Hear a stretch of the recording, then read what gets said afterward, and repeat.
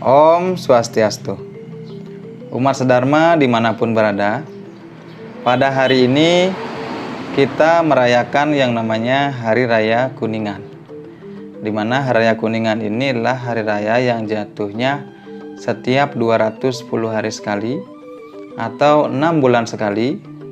Sama halnya dengan Hari Raya Galungan juga jatuh setiap 6 bulan sekali, di mana dalam penanggalan kalender Bali, 1 bulan itu adalah 35 hari. Nah, jika 35 hari ini dikalikan 6, maka menghasilkan angka 210 hari sekali.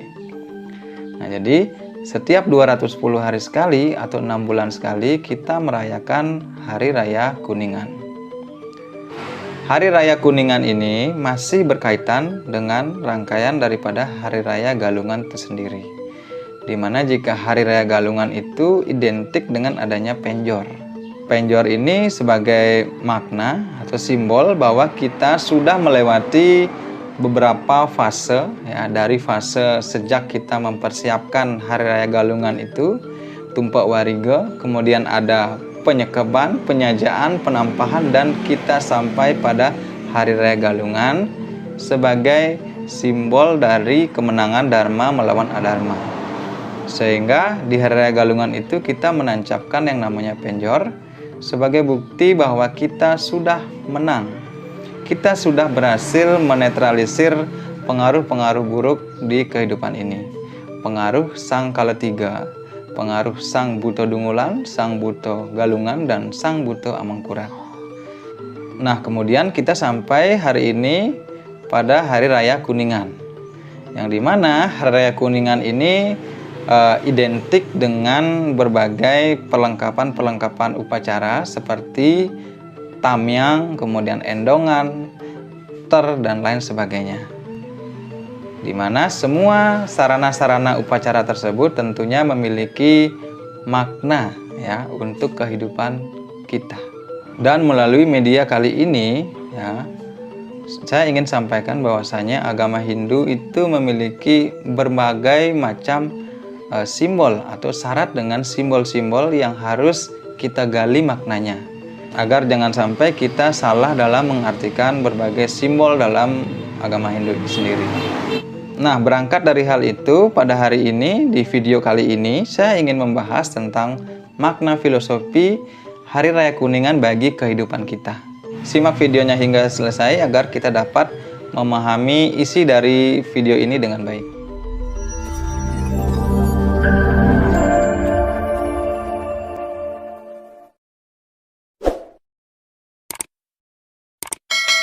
Hari Raya Kuningan atau Kuningan itu berasal dari kata uning atau mengetahui, paham betul apa yang harus kita lakukan untuk memenangkan dharma, ya, pengaruh-pengaruh adharma di dalam diri kita. Sehingga dalam konteks yang lebih jauh, Kuningan ini memiliki arti kita mengikrarkan diri kita, mengangkat sumpah janji kita kepada diri sendiri maupun kepada Tuhan Yang Maha Esa, Ida Sang Yang Widewasa, agar supaya kita dapat selalu memenangkan dharma di kehidupan ini dari pengaruh-pengaruh adharma. Nah, makanya dirayakanlah Hari Raya Kuningan ini. Nah, untuk mendukung ikrar, sumpah, dan janji tersebut, makanya di Hari Raya Kuningan ini identik dengan adanya perlengkapan upacara yang mirip dengan senjata, seperti tamyang, kemudian endongan, kemudian ter, yang tentunya memiliki makna filosofi masing-masing bagi kehidupan kita. Yang pertama yaitu tamyang. Tamyang ini berbentuk bulat, ya, yang biasanya kita pajang atau kita pasang, digantungkan di pelinggih-pelinggih. Kemudian ada juga yang dipasang di berbagai sudut-sudut rumah. Tamyang ini sebenarnya adalah tameng, ya, atau perisai untuk membentengi diri kita dari pengaruh-pengaruh yang tidak baik, dari pengaruh-pengaruh asuri sampat, dari pengaruh-pengaruh yang buruk yang ingin memasuki wilayah dalam diri kita. Nah, kalau kita implementasikan dalam kehidupan kita, tameng di sini dalam arti adalah pengendalian diri kita.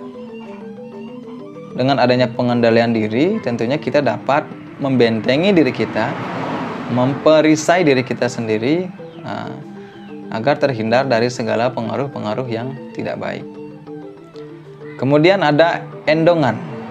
Endongan ini biasanya berbentuk seperti tas ya, kompak ya, dimana di dalamnya itu biasanya diisi dengan berbagai buah-buah, kemudian tumpeng, tebu, dan soda-soda yang lainnya.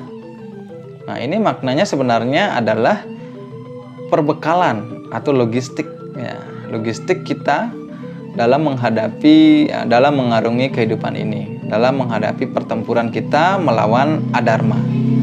Jika dikembalikan ke dalam diri kita, logistik atau perbekalan ini sama halnya dengan pengetahuan kita ya, pemahaman kita tentang ajaran agama. Itulah bekal kita untuk mengarungi kehidupan ini.